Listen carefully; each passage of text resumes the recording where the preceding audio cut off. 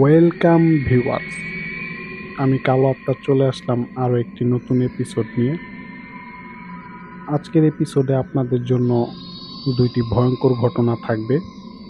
তো আশা করি পুরোটা সময় জুড়ে থাকবেন, তাহলে হয়তো বুঝতে পারবেন যে আসলে ঘটনাগুলো কতটা ভয়ঙ্কর। তো আমি আপনাদের মূল্যবান সময় নষ্ট করতে চাই না, সরাসরি ঘটনায় চলে যেতে চাই। তো আজকে প্রথম যেই ঘটনাটি শেয়ার করব, এই ঘটনাটা একজন মুরব্বীর কাছ থেকে শোনা। মূলত মুরব্বী কিন্তু আমাকে ঘটনাটা বলেন নাই, তিনি ঘটনাটা অন্য কিছু ছেলেকে ঘটনাটা বলতেছিলেন। তো আমি সেখানে ছিলাম উপস্থিত, তাই আমি পাশ থেকে ঘটনাটা মন দিয়ে শুনছি। আর ঘটনাটা ছিল শরীয়তপুরের ঘটনা। তো আপনারা হয়তো অনেকে জেনে থাকবেন যে আমার নিজের জেলা কিন্তু শরীয়তপুরে, যদিও আমি নারায়ণগঞ্জে থাকি। তো ঘটনাটা হচ্ছে এরকম যে সেই মুরব্বী লোকটা, তিনি যখন ছোট ছিলেন, এটা প্রায় 1960 বা 61-62 এরকম সময়কার ঘটনা। তো তখন তিনি লেখাপড়া করতেন এবং শরীয়তপুরেরই একটা কোনো স্কুলে পড়তেন। স্কুল বলতে তিনি তখন 9 এর স্টুডেন্ট ছিলেন।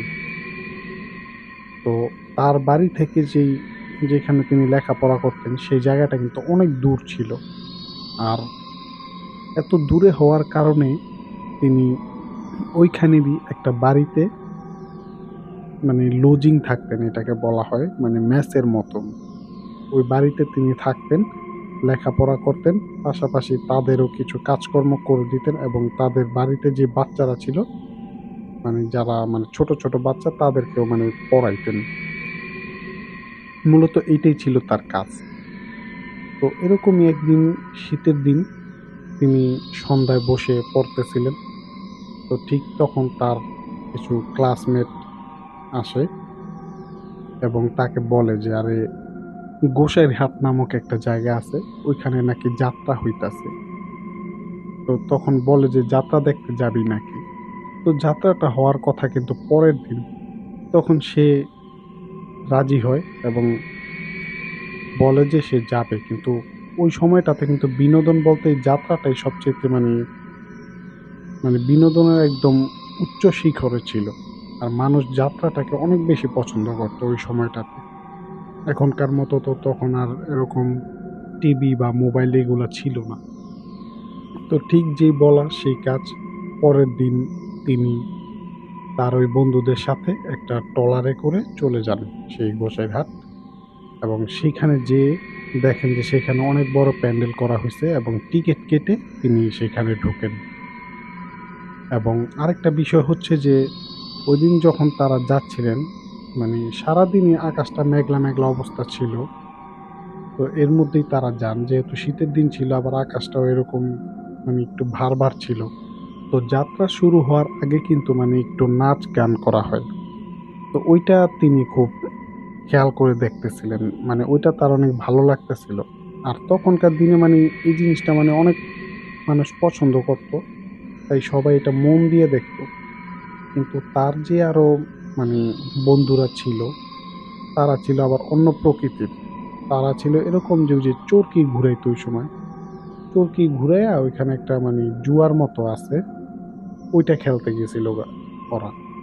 তাই তিনি একাই সেখানে ওই প্যান্ডেলের ভিতরে বসে বসে নাচ দেখতেছিলেন এবং অন্য অন্য মানুষ ছিল অনেক, তার যে সহকারী তারা ছিল না।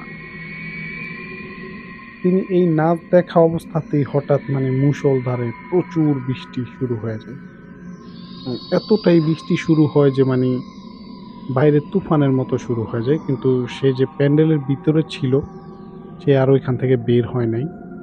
তো পরবর্তীতে যখন বৃষ্টি থামে, সে যখন যাত্রা দেখা শেষ করে বের হয়, তো বের হয়ে ওইখানে একটা বাজার ছিল, ওই পুরা বাজারটা তন্ন তন্ন করে তার যেই সহকারী যারা ছিল তাদেরকে খুঁজেন, কিন্তু কোথাও তিনি তাদের কোনো হদিশ পান নাই। তো তিনি একটা জিনিস চিন্তা করলেন যে তিনি কি একাই চলে যাবেন? আবার এদিকে রাতও বাড়তাছে। আর গ্রামের বাড়ি ওই সময়টাতে তো বিদ্যুৎ ছিল না। অনেকটাই অন্ধকার ছিল। ঘুটঘুটে অন্ধকার এবং চারিদিক ভেজা ছিল এবং বৃষ্টিতে রাস্তাঘাট পুরা পিছলা হইয়া আছে। এবং ওই সময়টাতে কিন্তু এরকম উন্নত ছিল না। যেহেতু একটা ৬০-৬১ সালের ঘটনা এটা। তো আপনারা হয়তো বুঝতেই পারতেছেন যে ওই সময়টাতে তাও আবার এরকম শরীয়তপুরের মতো একটা গ্রামের জায়গার মধ্যে। তো যাই হোক, তিনি দেখতে পান যে তার বাড়িটা যেই দিকে, তার বাড়ি বলতে তিনি মানে যে বাড়িতে থাকতেন, ওই বাড়িটা হচ্ছে যে একটা কাজী বাড়ি। শরীয়তপুরের মধ্যে খুব নামকরা একটা বাড়ি ছিল। তো ওই বাড়িতে যাবেন, তো তিনি যেই পথ দিয়ে যাবেন ঠিক ওই পথটা দিয়ে দেখেন যে ২-৩ জন লোক যাচ্ছে। তখন তিনি একটা বিষয় চিন্তা করেন যে আসলে এই লোকগুলা যেহেতু ওইদিকে যাইতেছে, তো আমি যাইতে পারি, এখানে ভয়ের কোনো কারণ নাই। তো ওই লোকগুলা থেকে মোটামুটি দূরত্ব বজায় রেখে তিনি হাঁটতেছিলেন এবং তারা যাইতেছে তিনিও হাঁটতেছিলেন তার বাড়ির দিকে। তো বিপত্তি ঘটে কিছু দূর আসার পরে তিনি হঠাৎ খেয়াল করেন যে কিছু দূর আসার পরে যেমন বামে একটা রাস্তা ছিল, ওই লোকগুলা সেই বামের রাস্তাটা ধরে চলে যায়। কিন্তু এদিকে তার বাড়িটা হচ্ছে যে সোজা যে রাস্তাটা, ওই রাস্তা দিয়ে যেতে হবে। তখন তিনি সম্পূর্ণ একা হয়ে যান। তো এখন অনেক দূর চইলা আসছেন। এখন তার সেই বাজারে আবার ফিরে যাওয়াটা তার পক্ষে সম্ভব না। কারণ ওই বাজারে যদি তিনি যেতে যান, তাহলে কিন্তু তার সেই একাই যেতে হবে। আবার এদিকে সেই বাড়িতেও তারা চিন্তা করবে, যেহেতু তিনি কাউকে কিছু বলে আসেন নাই। তো এরকম নানান বিষয়গুলা সে চিন্তা ভাবনা করে তিনি ভাবলেন যে যেহেতু এত দূর আইসেই পড়ছি, তাইলে আর পেছনের দিকে যাব না, আমি সামনের দিকেই যাই। তো তখন তিনি এটা ভেবে সামনের দিকে হাঁটা শুরু করলেন একাই। একটা ছোট্ট মানুষ, সে আবার এরকম একটা বৃষ্টি ভেজা দিনে এরকম একটা নির্জন পথে গ্রামের, তাও আবার ঘুটঘুটে অন্ধকার, কিছুই দেখা যায় না। তো যাই হোক, তিনি ওই পথ ধরে কিছু দূর আগান। মোটামুটি অনেক পথ আসার পরে তিনি হঠাৎ দেখতে পান যে সেই খোলা মাঠ ছিল, সেই মাঠের মধ্যে দিয়ে রাস্তাটা, মাটির রাস্তা। সেখানে দেখতে পান যে অনেক দূরে ধাউ ধাউ করে আগুন জ্বলতাছে। তখন তিনি ভাবলেন যে হইতে পারে এখানে কেউ খেরের যে পালাগুলা ছিল, এগুলা হয়তো ধরায় দিছে, আগুন ধরায় দিছে। তো তার তখন মনে পড়ে যে আরে একটু আগে তো বৃষ্টি হইছে, তাহলে এইখানে আগুন আসবো কোথা থেকে? তো তারপরও তিনি ভাবলেন যে হইতে পারে কেউ জ্বলাইছে আগুন। তারপর তিনি সামনের দিকে আগাইতেছিলেন, কিন্তু তার মনে হইতেছিল আগুনগুলা মোটামুটি তার থেকে অনেকটা দূরে। কিন্তু তিনি যে পথে হাঁটতেছিলেন ওইখানেও সেই আগুনের তাপটা চলে আসতেছিল। এত তাপ ছিল আগুনগুলাতে। তারপরও তিনি মানে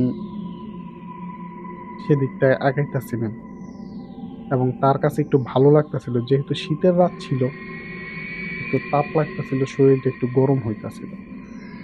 তো তিনি যখন সেই খেরের পালার একদম কাছে চলে আসেন, তখন তিনি আইসা দেখেন যে কিসের আগুন, কোথাও কোনো আগুন টাগুন কিচ্ছু নাই। খেরের পালাগুলো একদম ভেজা এবং আশেপাশে কোনো আগুনের চিহ্ন মাত্র নাই। অথচ তার একটু আগেও মনে হয়েছে যে তার শরীরে গরম তাপটা লাগতেছে। অথচ তিনি কাছে গিয়ে দেখেন যে আগুন নাই। আসলে তিনি একটু চিন্তিত হয়ে যান, আসলে বিষয়টা কি ঘটলো। তো তিনি চারিদিকটা আবার দেখার চেষ্টা করেন যে আসলে তিনি কি ভুল দেখছেন নাকি অন্য কোথাও আগুনটা দেখছেন, হয়তো ভাবতাছেন এইখানে। তিনি চারিদিকে তাকায় দেখেন যে আসলে ধু-ধু মাঠ, কুয়াশা, বেশি দূরে দেখা যায় না। এছাড়া কোথাও কোনো আগুন নেই এবং তার শরীরে যে গরম তাপটা লাগতেছিল ওরকম কোনো তাপও নেই। তো এই ভেবে তিনি আর কি করার, তিনি আবারও সামনের দিকে হাঁটতে থাকেন। তো হঠাৎ করে তিনি দেখতে পান যে ২ টা ষাঁড় তার দিকে ফোঁস-ফোঁস করতাছে দাঁড়ায় থাইকা। আপনারা জেনে থাকবেন যে ষাঁড় গরু যেগুলা, এগুলা যদি মানে রেগে যায় তারা কিন্তু ফোঁস, ফোঁস করে শব্দ করে। এরকম ২ টা ষাঁড় গরু তার দিকে মানে দেখে ফোঁস, ফোঁস করতেছে। তার দিকে তাকায়া। তো হঠাৎ করে মানে তার দিকে সেই ২ টা ষাঁড় তেড়ে আসে। তো তখন তিনি এইটা দেখে মানে সেখান থেকে চিৎকার করে এক দৌড়। যদিও তিনি ওই জায়গার আশেপাশের রাস্তাঘাট চিনেন না, কোন দিকে কি আছে না আছে। তিনি মানে যেদিকে পারতাছেন দৌড়। মানে তার ২ পা যেদিকে যায় আরকি। তো এরকম করতে, করতে তিনি যখন একটা মানে খুবই জোরে দৌড় দেন, তো এক দৌড়ে তিনি মানে সেই মাঠের মানে শেষ প্রান্তে চলে যান এবং সেখানে মাঠটা মানে শেষ। এরকম একটা জায়গায় যান। তিনি ওইখানে একটা নদী ছিল। মানে অনেক উঁচা মানে নদীটা ছিল অনেক নিচে।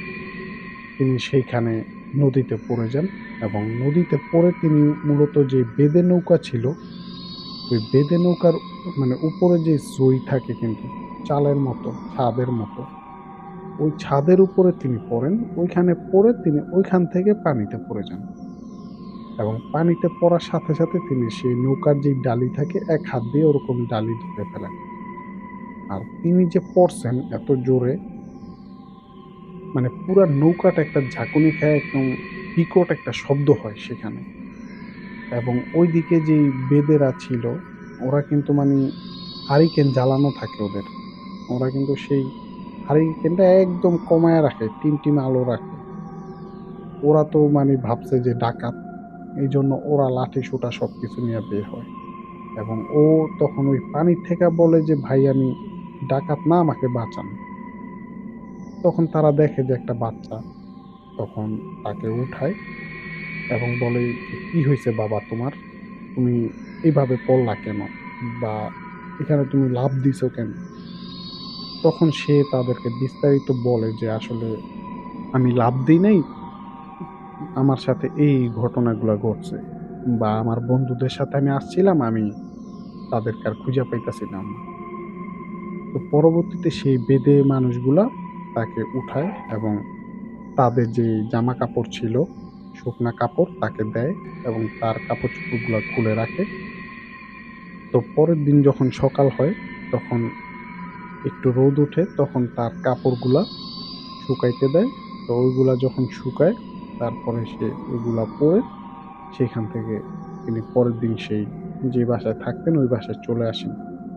এবং ওই বাড়িতে আসার পরে সবাই তাকে জিজ্ঞেস করে যে সে কোথায় গেছিল?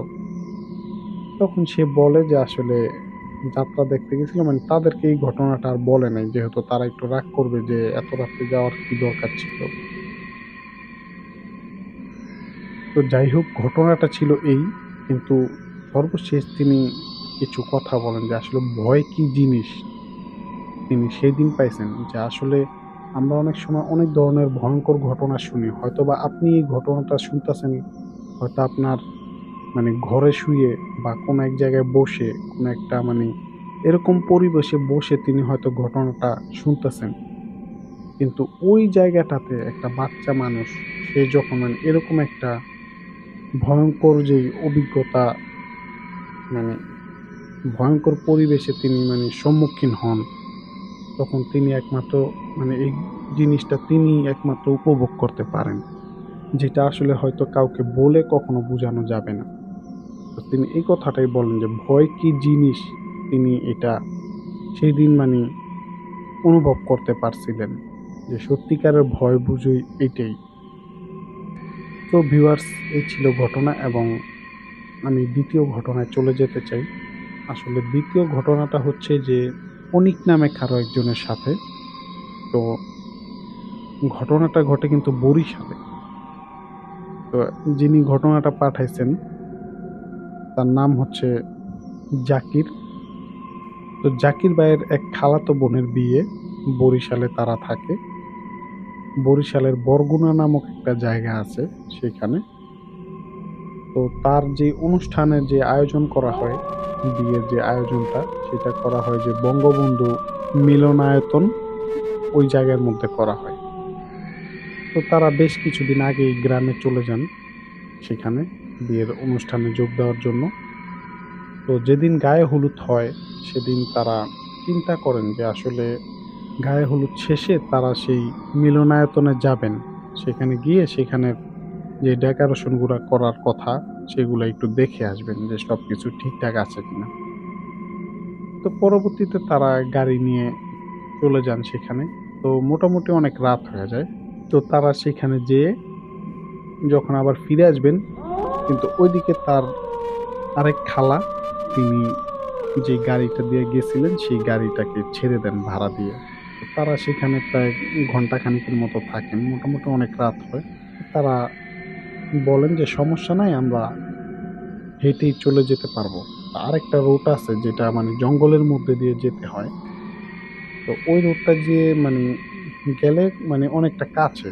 আর মেইন রোড যেই গাড়িগুলা চলে যেই রাস্তায়, ওই রাস্তা দিয়ে গেলে মানে অনেকটা ঘুরে যেতে হয়। তাই তারা মানে বলে যে, "আমরা যেহেতু অনেকজন আছি তো আমরা এখানে হেঁটেই চলে যাই। আমরা হৈ হুল্লোড় করতে, করতে যাবো।" এরকম কিছু একটা তারা বলে। তো যাই হোক পরবর্তীতে যখন তারা যাওয়া শুরু করে ওই পথ দিয়ে, কিন্তু পথটা ছিল একটু হান্টেড। তো ওই পথ দিয়ে যখন তারা যাচ্ছিলেন, তো কিছু দূর যাওয়ার পরে মানে খালি জমি, ফাঁকা জমি। তারপর আবার কিছু দূর যাওয়ার পরে মানে কিছু জায়গা পরে এরকম যে মানে মোটামুটি জঙ্গলের মতো। মানে অতটা ঘন জঙ্গল না, তবে মানে কিছু গাছ-গাছড়া আছে ওখানে।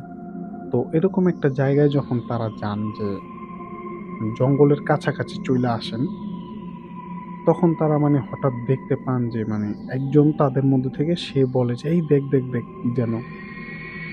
তো সবাই মানে অবাক হয়ে দেখতে থাকে যে একটা মানুষ যেমন ৭-৮ ফুট লম্বা হবে এরকম টাইপের সে লম্বা জুব্বা পরা এবং তার মাথায় টুপির মতো কিছু একটা আছে। তো সেম একই সাইজের মানে প্রায় ১০ থেকে ১৫ টা হবে এরকম। মানে তারা মানে তাদের পেছন দিকটা তারা দেখতে পারতেছে যে তারা হেঁটে, হেঁটে সামনের দিকে যাচ্ছে আরকি। তো এই দৃশ্যটা দেখে মানে সবাই ভয় পেয়ে যায় এবং তারা সবাই মানে সেই দিকটাতে তাকায়া থাকে যে আসলে বিষয়টা কি? তো তাদের মধ্যে এমনও মানুষ ছিল যে যারা কখনো ভূত বিশ্বাস করে না। তো তারা এই জিনিসটা দেখতেছিল যে আসলে বিষয়টা কি? তো দেখতেছে যে সেই একই সাইজের যেই অবয়বগুলা তারা হেঁটে, হেঁটে যাচ্ছে কিন্তু তাদের পাগুলা উল্টা ছিল। সবাই হেঁটে, হেঁটে যাচ্ছে সামনের দিকে। তো যাওয়ার পরে একটা সময় যে বামে একটা বাঁক পড়ে, সেই বাঁকের মধ্যে দিয়ে তারা সেই জঙ্গলের মধ্যে ঢুকে যায়। তো এই দৃশ্যটা দেখে মানে অনেকক্ষণ তারা দেখতে থাকে। তো দেখেন যে সেই বামের পথটা দিয়ে যাওয়ার পরেই কিছু দূর যাওয়ার পরে তারা মানে অদৃশ্য হয়ে যায়। সেখানে আর কিছুই নাই। তো ওরা যেই জায়গাটাতে দাঁড়ায় ছিল ওরা ভাবে যে আসলে কি করবে? তারা কি পেছনে যাবে না বাড়ির দিকে যাবে? তো তারা একটা জিনিস চিন্তা করেন যে না আমাদের আর ওই দিকটায় তাকানোর প্রয়োজন নাই। আমরা আমাদের মতো চুপচাপ এখান থেকে চলে যাই। যত দ্রুত সম্ভব। তো তারা এরকম যাচ্ছিল। তো তাদের মধ্যে একটু অনিক নামে যেই একটা ছেলে ছিল, মানে তারই কাজিন, সে ওই দিকটাতে ঘুরে তাকায় এবং দুষ্টুমি করে বলে যে, "এই তোরা কারা? আমাদের ভয়ে কি পলাই গেলি নাকি?" এরকম কিছু একটা বলে। তো যাই হোক এটা বলে তারা আর কিছু মানে করে না। সেখান থেকে সেদিনের মতো চলে আসে। কিন্তু বাড়িতে আসার পরে মানে যেই একটা বিষয় যে অনেকক্ষণ সবাই সবার মতো এই কথাগুলা সবার কাছে বলাবলি করতেছিল। তো হঠাৎ করে দেখে যে অনিক মিসিং। তাকে কোথাও পাওয়া যাচ্ছে না এবং তার ফোনে অনেকবার ফোন করেও তাকে পাওয়া যাচ্ছিল না। এরকম একটা বিষয় হয়ে যায়। তো তাকে চারিদিকে খোঁজাখুঁজি।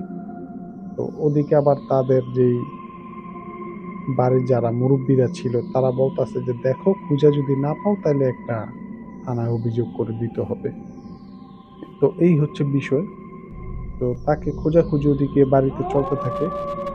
এদিকে মানে ওই বাড়িরই আরেকটা ছেলে, সে মানে সেই বঙ্গবন্ধু মিলনায়তন সেখানে কোনো একটা জায়গায় যাবেন। তো তার আবার বাইক ছিল। সে বাইকের মাধ্যমে যাবে। তো তিনি একটা কাজ করেন যে তার আবার লাইসেন্স ছিল না। আর ওই যে মেইন রাস্তা ওইখান দিয়ে যাওয়ার সময় কিন্তু মানে চেকপোস্ট পড়ে। সেখানে ট্রাফিক পুলিশ আছে। তো যার কারণে তিনি মানে লাইসেন্স নাই, এজন্য তিনি সেই জঙ্গলের পথটা, হান্টের যে পথটা ওইটাই বেছে নেন। তো ওই দিকটা দিয়ে যাবেন আরকি।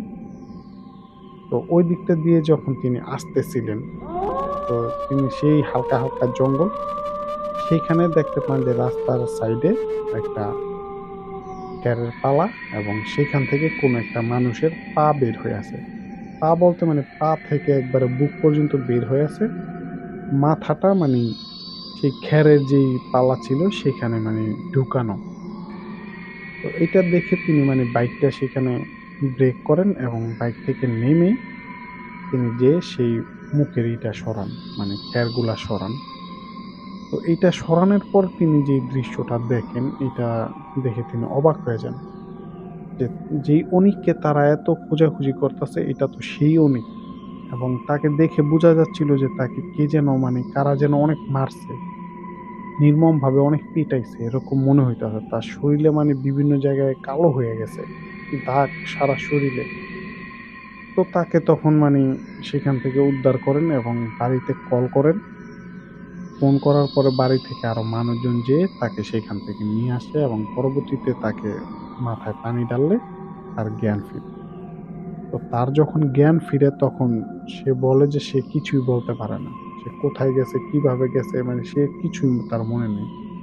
কিন্তু তার সারা শরীরে এরকম অবস্থা।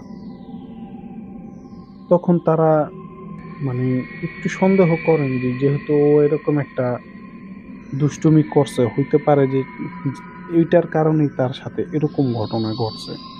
তো পরবর্তীতে একজন হুজুরকে আনা হয়। পরে সেই হুজুরটা বলে যে হ্যাঁ, ওর সাথে এরকম ঘটনা। ও ওই কাজটা করার কারণে, দুষ্টুমি করার কারণেই ওর সাথে ঘটছে। তো পরবর্তীতে একটা তাবিজ দেয়া যায়, যে বলে যে এই তাবিজটা সবসময় সাথে রাখলে ওর আর কোনো সমস্যা হবে না। আর আপনারা যত দ্রুত পারেন এখান থেকে চলে যান। মানে ঢাকা থেকে গেছিল অনিক। পরবর্তীতে সে সেই বিয়ের অনুষ্ঠান শেষ হওয়ার পরপরই মানে ঢাকায় চলে আসেন। তিনি আর সেখানে থাকেন নাই। কিন্তু তার সাথে মানে ওই ঘটনার পর থেকে মানে তিনি একটু কেমন যেন হয়ে যান এবং যেমন তিনি একা, একা কথা বলেন। মানে বিভিন্ন সময় চুপ করে কি যেন ভাবেন।